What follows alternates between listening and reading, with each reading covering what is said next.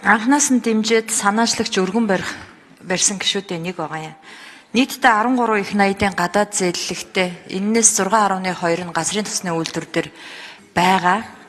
Тэгээ энэ үйлдвэрийг бол 28 оны 1-р улиралд багтааж ашиглалтанд оруулах чиг үүргийг байнгын хорон дээрээс өгсөн засгийн газар тэндээ ажиллаж байгаа болов уу гэж бодож байгаа. Гэхдээ нийслэлийн төсөл нь ороод ирэхээр энэ хуулийг эргэлзээтэй итгэл төрүүлэх үс биш болгочихж байгаа байхгүй юу? Тэр Сэргэлэнбаатарын холбоотой компани энэ сэлб дэд бүтцээр бас ажил авцсан явж байгаа юм биш. Энэ саяны тайлбар хэлдэг даваа далаа дээр ч гэсэн тэр эхнэрийнх нь компани туулын хурдны зам дээр бас 20 тэрбумыг авцсан явж байгаа байхгүй юу? Тэр ийм одоо эргэлзээтэй байгаа үед энэ хуулийг батлах уу? Энэ ажлын хэсэг дээр болохоор сэлб дэд бүтцийг дэмжээгүй юм байлээ шүү дээ. Буцаагаад босгоод ирсэн. Тийм болохоор хууль санаачлагч нар дахиж ярилцвал яасан. Хэдэн энэ хуулиа буцааж татах санал гаргаж байгаа.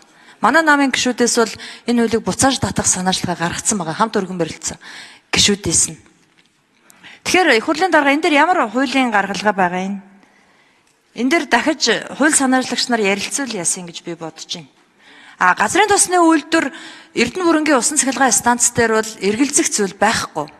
Энийг бол ашиглалтанд оруулах ёстой. Гэтэл Дамжин яам сайдаас дээр байнгын хорон дээр асуулт асуух гэсэн байгаагүй. Одоо ч алга байна шүү дээ.